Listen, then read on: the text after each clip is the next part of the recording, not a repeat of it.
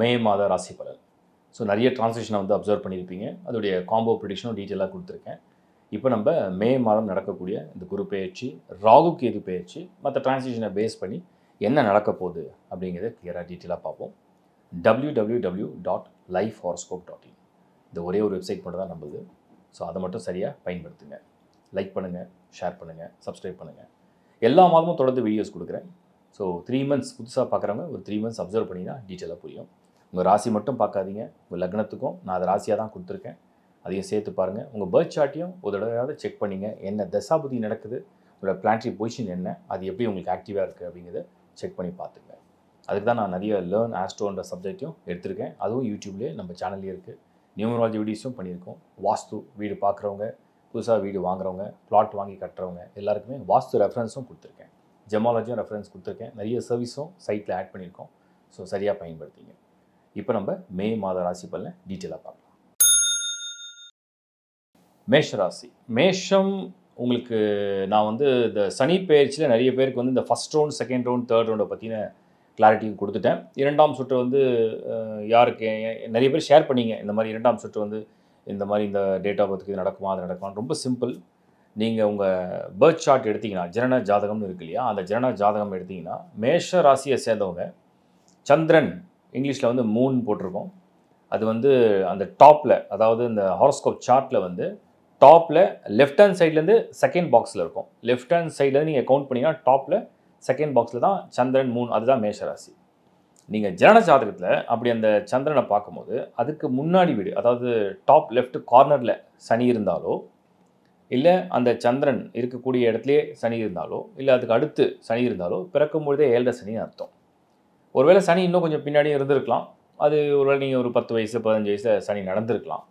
So அதை base பண்ணி தான் அந்த கேல்குலேஷன். அது உங்கள் பர்த் சார்ட்டில் நீங்கள் ஈஸியாக 7 சனிங்கிற டோட்டல் ஹாரோஸ்கோப்லேயே வந்துடும். அதுதான் நான் உங்களுக்கு ஒரு முறை வெப்சைட்டில் அந்த அந்த ஹாரோஸ்கோப் டீட்டெயிலாக எடுத்துங்க. அதிலேயே வந்து நீங்கள் பிறக்கும்போது அந்த 7 சனி இருக்கிறத மார்க் பண்ணி காமிக்கும்.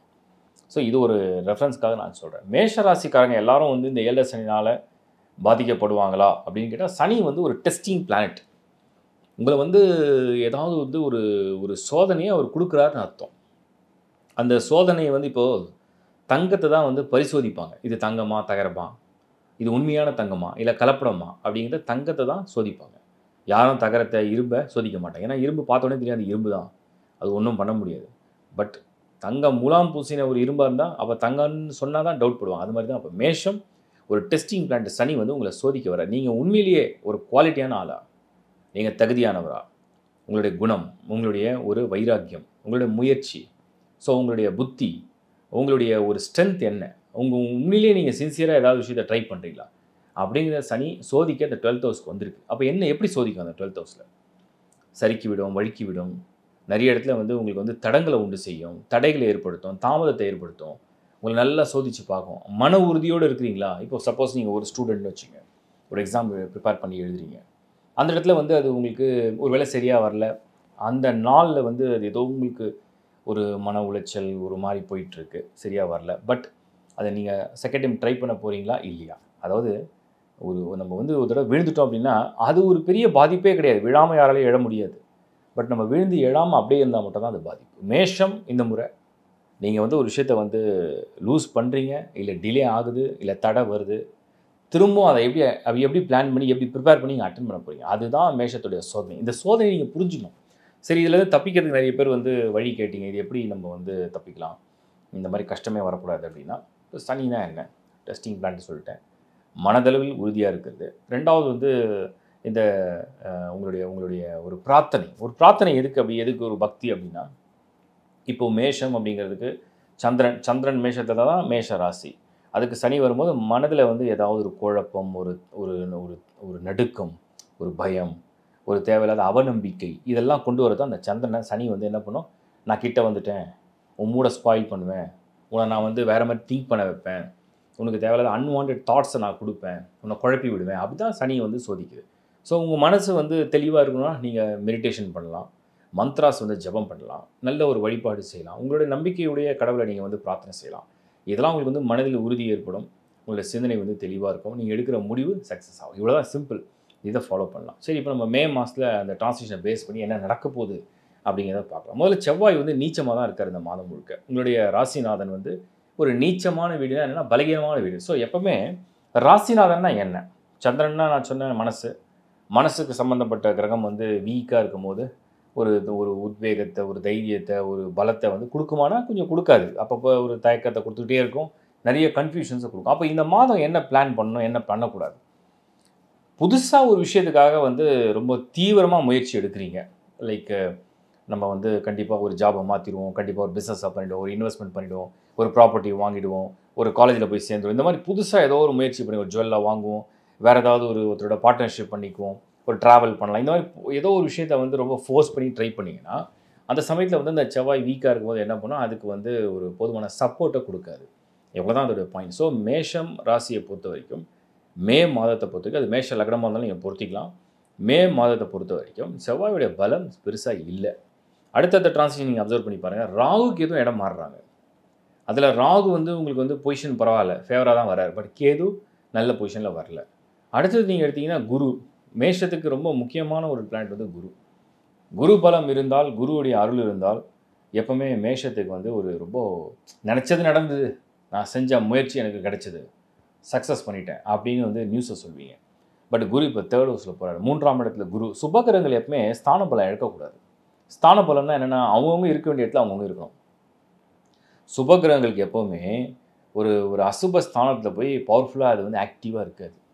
இப்ப ஒரு ஒரு நல்லவன், ஒரு கொஞ்சம் கலந்த ஒரு மனிதன் எடுத்துக்க 2 விதமா பிரிச்சேன். ரொம்ப நல்லவன்.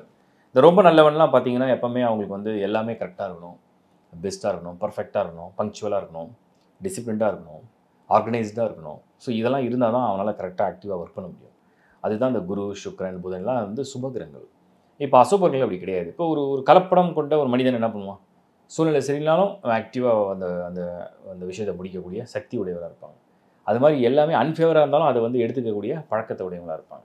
அப்ப நீங்க அந்த வித்தியாசத்த புரிஞ்சுக்கணும். சுபகிரகமான குரு 3rd ஹவுஸ்ல நகரும்போது, உங்களுக்கு வந்து குருவுடைய பலம் குறையுதுன்னு அர்த்தம். அவ்வளோதான். அதுக்காக அத நெகட்டிவ் பண்றதில்ல. மத்த பிளானட்ஸ பார்த்தீங்கன்னா, சனி 12th ஹவுஸ்ல, சுக்கிரனும் 12th ஹவுஸ்ல. ஸோ ஓவராலா மேஷத்துக்கு வந்து நீங்க ஃபேமிலி எடுத்துங்க, பிசினஸ் எடுத்துங்க, ஜாப் எடுத்துங்க, ஒரு ப்ராப்பர்ட்டி வாங்குறதா எடுத்துங்க, ஸ்டூடண்ட்ஸா எடுத்துங்க. எத எடுத்தாலுமே பார்த்தீங்கன்னா, எல்லாத்தையுமே ஒரு செக் வச்ச மாரி ஒரு குழப்பமா அப்படியே போயிட்டு இருக்கு. ஏன்னா, இன்னும் வந்து செட்டில் ஆகல. எந்த டிரான்சிஷனும் வந்து இன்னும் செட்டில் ஆகி அது ஒரு சார்ஜ் எடுக்காது.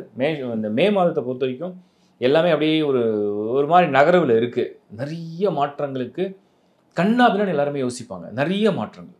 இது நடந்துருமா? அது நடந்துருமா? இப்படி நடக்குமா? அப்படி நடக்குமா? கன்னா பின்னான்னு போகும்.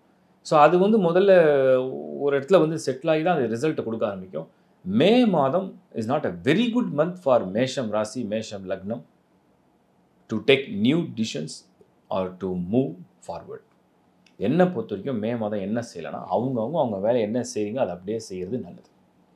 முக்கியமான தவிர்க்கவே முடியல. நாங்க வந்து ஒரு முயற்சி எடுத்து தான் ஆகணும். வேற வழியே இல்ல. We have to do it. அப்படின்ற ஒரு சிட்யூவேஷன் வந்தா, சாமர்த்தியமா சிந்திச்சு செய்யலாம். அந்த துறையை சார்ந்த எக்ஸ்பர்ட்ஸ் உடைய அட்வைஸ கேட்டு நீங்க வந்து ஃபார்வர்டா மூவ் பண்ணலாம். பெஸ்ட்டா இருக்கும். நீங்களா வந்து எனக்கு இது தெரியும். நான் பார்த்துக்கிறேன். நான் செய்றது பெஸ்ட்டா இருக்கும். என் நாலேட்ஜ்க்கு இது பெஸ்ட்டா தெரியுதுன்னு நீங்களா ஒண்ணு பண்ணாம, ஒரு ஒப்பீனியன கேட்டு பண்றது நல்லதுன்னு என்னுடைய சஜஷனா நான் சொல்றேன். குறிப்பா பெண்கள் வந்து பார்த்தீங்கன்னா, மேஷம்ல இந்த முறை வந்து இதில வந்து 1, 2, 3 எந்த ரவுண்டா இருந்தாலுமே சுக்கிரன் 12th ஹவுஸ்ல இருக்காரு. கொஞ்சம் விரயம் இந்த எப்படியும் மே மாசம் உங்களுக்கு காமிக்கும். கொஞ்சம் விரயம் இருக்கும். திடீர் விரயம், திடீர் செலவு அப்படி கொஞ்சம் வரும். அண்ட் குறிப்பா வந்து இல்லத்தரசிகள் பெண்களுக்கு வந்து கொஞ்சம் எமோஷனல் ஸ்ட்ரெஸ் வரும் திடீர்னு. அது பார்ட்னர் மூலியமா வரலாம், ஃபேமிலி மெம்பர்ஸ் மூலியமா வரலாம், வொர்க் மூலியமா வரலாம், ஹெல்த் மூலியமா வரலாம். சடனா ஒரு ஸ்ட்ரெஸ் மாரி வரும். ஏன்னா சுக்கிரன் 12th ஹவுஸ்ல இருக்காரு. ராகுவோடயும் இருக்காரு. ராகு விலகிறாரு. பட் இருந்தாலும் வரும்.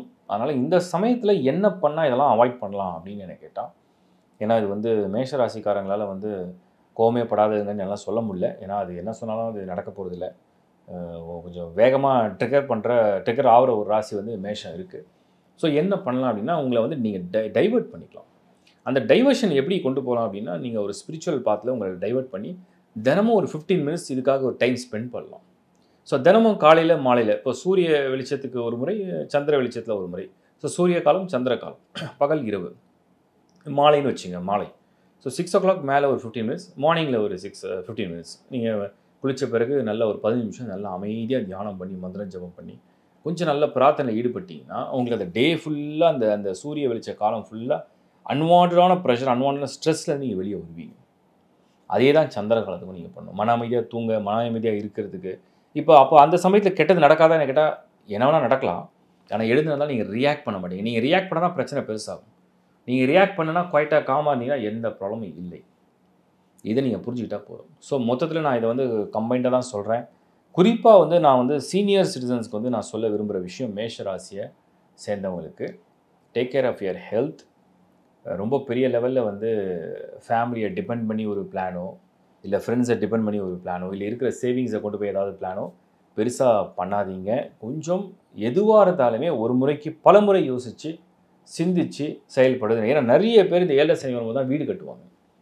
எப்போவுமே இந்த சனி வந்து 12th ஹவுஸில் வரும்போது இந்த பள்ளம் எடுக்கிறது, குழி எடுக்கிறதுலாம் வந்து செய்கிறது வந்து அவ்வளோ நல்ல விஷயம் கிடையாது. அதுவும் பர்டிகுலர் 60+ இருக்கீங்க அப்படின்னா கொஞ்சம் அதை பற்றி நல்லா திங்க் பண்ணி உங்கள் உங்கள் பர்த் சார்ட் ரொம்ப எக்ஸ்ட்ராடரியாக இருக்குது, எந்த கவலையும் இல்லை, என்னோடய பிளானட்டரி பொசிஷனே சூப்பர் அப்படின்னா அது நீங்கள் யாரையாவது கன்சல்ட் பண்ணி நீங்கள் செஞ்சீங்க. ஸோ மொத்தத்தில் மேஷம் மே மாதம் அப்சர்வ் பண்ணுற ஒரு மந்த்து தானே தவிர ஒரு ஆக்கப்பூர்வமாக எல்லாமே மடமன்னு செய்யக்கூடிய மாதம் இல்லை. ஒருவேளை சில பேருக்கு சூழ்நிலைகள் தள்ளப்படுது, வேறு வழி இல்லை, நாங்கள் இந்த எக்ஸாம் அட்டன் பண்ணி ஆகணும், நான் இந்த இன்டர்வியூ அட்டன் பண்ணி ஆகணும், நான் இந்த ஜாபுக்காக போய் ஆகணும், நான் இந்த இடத்துல வந்து மைக்ரேட் ஆகணும், நான் இந்த ட்ராவல் கண்டிப்பாக எடுத்து தான் ஆகணும்னா டூ சின்சியர் ப்ரேயர்ஸ். கொஞ்சம் தான தர்மம்லாம் பண்ணுங்கள். இல்லாத ஏழைகளுக்கு நிறைய உதவி செய்யுங்க, முடியாதவங்களுக்கு உதவி செய்யுங்க, நீடி பீப்புளை வந்து காப்பாற்றுங்க. இதெல்லாம் செய்துவிட்டு நல்ல பிரார்த்தனையோடு அந்த முயற்சி எடுங்க. அட்லீஸ்ட் எந்த தடையும் இல்லாமல், கஷ்டமும் இல்லாமல் கடவுள் உங்களுக்கு துணையாக இருப்பார். என்னுடைய மனமார்ந்த வாழ்த்துக்கள். இப்போ நீங்கள் பார்த்தது ஒரு பொது பலன் தான். ஒரு பொது பலனே நிறைய பொருந்தும், உங்களுக்கு பொருந்தாமல் இருக்காது, கண்டிப்பாக பொருந்தும். வெறும் ராசி அடிப்படையில் எடுத்தாலே அந்த எமோஷன்ஸ், அந்த மைண்ட் செட்லாம் எப்படி இருக்குன்றது கிளியராக பொருந்தும். இன்னும் உங்களுடைய லக்னத்தை மேட்ச் பண்ணி 2 வீடியோவாக நீங்கள் மேட்ச் பண்ணும்போது எக்ஸாக்டாக பொருந்தணும். நான் நிறைய வீடியோவில் சொல்லிட்டேன், புதுசாக பார்க்கணுன்னு சொல்கிறேன். லக்னம் என்பது உங்களுடைய விதி, அதை பேஸ் பண்ணி தான் தசாபுத்தி வேலை செய்யும். லக்னத்தை பேஸ் பண்ணி தான் பிளானட்டரி பொசிஷனோட காம்பினேஷன் எடுப்போம். ராசி என்பது உங்கள் மனசு என்பது உங்கள் எமோஷன் என்பது உங்களோட லைஃப்பில் வந்து நீங்கள் ஆக்ஷனில் கொண்டு வரக்கூடிய ரிசல்ட்ஸ் எல்லாம் அந்த எமோஷனில் தான் கொடுக்கும். அண்ட் ராசி என்பது தான் ரிசல்ட்டை கொடுக்கக்கூடிய ஒரு எக்ஸிக்யூஷன் பாயிண்ட்னு நம்ம சொல்கிறோம். ஸோ எல்லா நடைமுறை வாழ்க்கையும் நம்ம ராசி மூலியமாக தான் அனுபவிப்போம். ஆனால் லக்னம் என்பது தான் அது நிச்சயிக்கப்பட்ட விதி என்னன்றதை காமிக்கும். ஸோ இந்த புரிதலோடு நீங்கள் வந்து இந்த ஆஸ்ட்ராலஜியை வந்து ஃபாலோ பண்ணுங்கள். அண்ட் ஹாரோஸ்கோப்பை நீங்கள் வந்து தொடர்ந்து ஒரு 3 to 4 months பார்த்தா தான் ஒரு அப்சர்வேஷன் கிளியராக புரியும். என்ன நடக்குது, நமக்கு என்ன மேட்ச் ஆகுது, என்ன பண்ண போகிறோன்னு தெரியும். அதோட மெயினாக நான் எல்லாருக்கும் சொல்கிறது, அந்த தசாபுக்தி என்னத்தை கிளியராக பண்ணுங்கள். அவுட் ஆஃப் 9 சனி தசையா, குரு தசையா, ராகு கேது தசையா, என்ன தசை நடக்குதுன்னு கிளியராக அப்சர்வ் பண்ணி அதை அந்த கிராஃபை கரெக்டாக பாருங்கள். அந்த பர்டிகுலர் பிளானட், அந்த தசா நடத்தக்கூடிய பர்டிகுலர் பிளானட் வந்து ஹாரோஸ்கோப்பில் வந்து சரியாக இருக்கா, அது நல்ல பொசிஷனில் இருக்கா, அதிலிருந்து பிளானட்ஸ்லாம் எப்படி பொசிஷனாக இருக்குது, அது என்ன ரிசல்ட்டை கொடுக்க போகுதுன்றதை பாருங்கள். இதில் வந்து clock wise motion, anti clock wise motion இருக்குது, வக்ரகதி இருக்குது, ஷட்பல ஸ்கோர் இருக்குது. எல்லாத்தையும் நீங்கள் மேட்ச் பண்ணி பார்த்தா தான் ஒரு புரிதலுக்கு நீங்கள் வர முடியும். ஸோ தெளிவாக அது என்னன்றதை நீங்கள் பாருங்கள். அடுத்தது நான் சொல்ல விரும்புறது உங்களுக்கு என்னென்னா, ஹாரோஸ்கோப்புடைய சப்போர்ட்டே வந்து பார்த்தீங்கன்னா நிறைய பேர் நிறைய கொஸ்டின்ஸ்லாம் நான் படிக்கிறேன், கமெண்ட்ஸில் படிச்சு தான் இருக்கேன். ஸோ ஜெனினாக உங்கள் கமெண்ட்ஸை ஷேர் பண்ணுங்கள். நான் அதுக்கேற்ற ப்ரிப்பரேஷன் பண்ணிட்டு தான் இருக்கேன். நிறைய பேர் கேட்டாங்க, இப்போ கூட ரீசனாக ஒரு கமெண்ட் பார்த்தேன் நான், இது வந்து இந்தியாவில் இருக்கவங்களுக்கு தான் வேலை செய்யுமா, வெளிநாட்டில் இருக்கவங்களாம் எல்லாம் பார்க்கறதுல நல்லா இருக்காங்க. நீங்கள் ஒன்று நல்லா புரிஞ்சுங்க, சூரியனை பேஸ் பண்ணி தான் மற்ற கோளோட நகர்வு இருக்கும். சன்னோட லைட்டு தான் வந்து நீங்கள் வந்து ஐ திங்க் என்னுடைய இது தப்பு இல்லைன்னா நான் சொல்கிறேன், சூரியன்லேருந்து ஒளி வந்து ஒவ்வொரு பிளானட்டுக்கும் ரீச் ஆகிற டைம் வந்து பார்த்தீங்கன்னா 8 minutes, 12 minutes, 10 minutes, 3 minutesலாம் ரீச் ஆகும். ஸோ அந்த சூரியனை ஒளியை உள் வாங்கி தான் இதெல்லாம் ஆக்டிவாக உங்களுக்கு வந்து ரிசல்ட்டை கொடுக்க போகுது. அதுலேருந்து தான் சந்திரன் அதோட இன்னும் ஒரு சின்ன பகுதி அதான் எமோஷனை கொடுக்குது. ஸோ இப்போது நீங்கள் என்ன புரிஞ்சுக்க போகிறீங்கன்னா, சூரியன்னா சூரியனா ரூலர்னு அர்த்தம். இப்போ நம்ம நாட்டுடைய சட்டம் இன்னொரு நாட்டில் இருக்குமான்னு கேட்டால் இருக்காது, அந்த நாட்டுடைய சட்டம் நம்ம நாட்டில் இருக்குமானா இருக்காது, எல்லா கண்ட்ரிக்கும் ஒரே மாதிரி யூனிவர்சல் லாவானா இருக்காது. ஒரு நாட்டுக்கு ஒரு சட்டம் இருக்குது. அந்த சட்டத்தை யார் கொண்டு வராங்க? ஒரு ராஜா கொண்டு வரார். ராஜானா அந்த நாட்டை ஆளக்கூடிய ஒரு அதிபர்.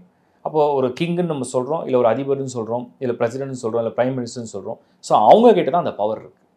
அப்போ அந்த சட்டத்தை அவங்க கொண்டு வரும்போது அதுக்கு உட்பட்டு தான் அந்த மனிதர்கள் வந்து ஒரு விஷயத்தை செயல்படுத்த முடியும். அதே மாதிரி தான் நீங்கள் இந்த அஸ்ட்ராலஜிங்கிறது வந்து ஒவ்வொரு நாட்டுக்கும் ஏன் வித்தியாசப்படுதுன்னா இதான் ரீசன். அந்த நாட்டுக்கு உட்பட்ட ஒரு திட்டங்களுக்கு அந்த பிளானட்டோட ஆக்டிவேஷன் கொடுத்துட்டே இருக்கும் ரிசல்ட்ஸை. ஸோ இதெல்லாம் நான் ஒரு ரொம்ப பெரிய விஷயமாக டிஸ்கஸ் பண்ண வேண்டியிருக்கு. பட் நான் உங்களுக்கு ஷார்ட் அண்ட் ஸ்வீட்டாக சொல்கிறேன். அடுத்த விஷயம் நீங்கள் புரிஞ்சிக்க வேண்டியது என்னென்னா, உங்களோட இண்டிவிஜுவல் ஹாரோஸ்கோப். யாருமே உங்களோட இண்டிவிஜுவல் ஹாரோஸ்கோப்பை நிறைய பேர் பார்க்குறது இல்லை. பிளானட்டரி பொசிஷனை ரீட் பண்ணுங்கள். பிளானட்டரி பொசிஷன் அப்படின்னா என்னென்னா 12 ஹவுசஸ் இருக்குது. அந்த 12 ராசி கட்டம் என்பது வந்து மேஷம் முதல் மீனம் வரை இருக்கும். அதை நான் வந்து லேர்ன் ஆஸ்ட்ரோவில் நிறைய லெவலில் எடுத்திருக்கேன். ஸோ மேஷம், ரிஷபம், மிதுனம், கடகம் லைனாக இருக்கும். அதில் எந்தெந்த ஹவுஸில் உங்களுக்கு என்னென்ன பிளானட் ஃபில் ஆகிருக்குன்னு பாருங்கள். அதில் இன்னும் டீப்பாக படிக்க முடிஞ்சுதான் என்ன நட்சத்திரம்ல பொசிஷன் எடுத்துருக்குன்னு பாருங்கள். அதெல்லாம் தான் ரிசல்ட்டை காமிக்கும். என்ன நடக்க போகுது, எப்படி நடக்க போகுது அப்படிங்கிறத இன்னொரு டீப்பாக ரிசல்ட்ஸை காமிக்கும். ஸோ இந்த ரீடிங்கோட இந்த ஹாரோஸ்கோப் நான் மந்த்லி கொடுக்குறத மேட்ச் பண்ணிங்கன்னா தெளிவாக உங்களுக்கு என்ன நடக்க போகுது, அது எவ்வளோ தூரம் மேட்ச் ஆக போகுதுன்னு நீங்கள் புரிஞ்சிக்கலான்றது என்னுடைய தாழ்மையான கருத்து. மற்றும் இந்த மாத பலன்களை தொடர்ந்து ஃபாலோ பண்ணுறதுக்கு என்னுடைய மனமார்ந்த நன்றி. இன்னும் எவ்வளோ தூரம் அதை பெட்டராக பண்ண முடியுமோ பண்ணிட்டு தான் இருக்கும். இதில் நிறைய பேர் காம்போ பண்ண சொல்லி கேட்டிங்க. மாத பலன் காம்போ பண்ணுறது it's a top job. Translation நான் பண்ணிடுறேன், பட் மாத பலன் இந்த அளவுக்கு காம்போ பண்ணுறது இட்ஸ் அ டாப் ஜாப். அது வந்து இன்னும் பயங்கரமான ஒரு காம்பினேஷன்ஸோடு நான் வந்து கால்குலேஷனை போடணும். அது ரிசர்ச் பண்ணிகிட்ருக்கேன், எப்படி பண்ணலான்னு சொல்லிட்டு ட்ரை பண்ணுறேன். I will try the best.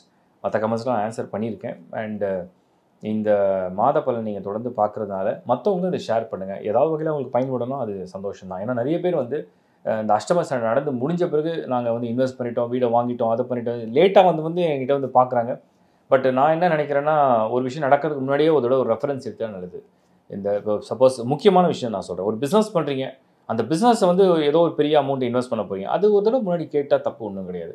ஒரு கல்யாணம் பண்ண போகிறீங்க, அது கரெக்டாக பர்ஃபெக்டாக மேட்ச் ஆகுதான்னு செக் பண்ணல, ஒன்றும் பெரிய தப்பு கிடையாது. முக்கியமான விஷயங்கள்.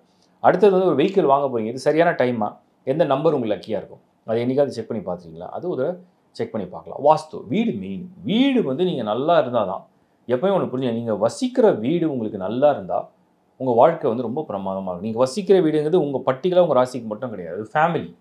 ஸோ டோட்டலாகவே இந்த வாஸ்து மேப் ரொம்ப நல்லா இருக்கும். அதுக்கு நிறைய வீடியோ பண்ணி கொடுத்துருக்கேன். லேர்ன் வாஸ்துவில் போனீங்கன்னா அதுக்கு ஏகப்பட்ட வீடியோஸ் பண்ணி கொடுத்து அதெல்லாம் பாருங்கள், பார்த்து சரியாக பயன்படுத்திங்க. இல்லை அதை எப்படி சரி பண்ண முடியும்னு பார்த்துங்க. ஸோ தொடர்ந்து இந்த சேவையை உங்கள் மாதிரி பண்ணிட்டு தான் இருக்கேன். நீங்களும் எனக்கு ரொம்ப மனமார்ந்த ஆதரவு கொடுத்து தான் இருக்கீங்க. மியூச்சுவலாக நான் வந்து உங்களுக்கு வந்து என்னோடய வாழ்த்துக்களை ஷேர் பண்ணிக்கிறேன். நல்லபடியாக இந்த கிரக பயிற்சிகளாக நல்லபடியாக உங்களுக்கு நடக்கணும். இந்த மனமார்ந்த பிரார்த்தனை எல்லாம் உள்ள இறைவன்கிட்ட. மீண்டும் உங்களை சந்திக்கிறேன். Bye from Shankar Narayan. வணக்கம்.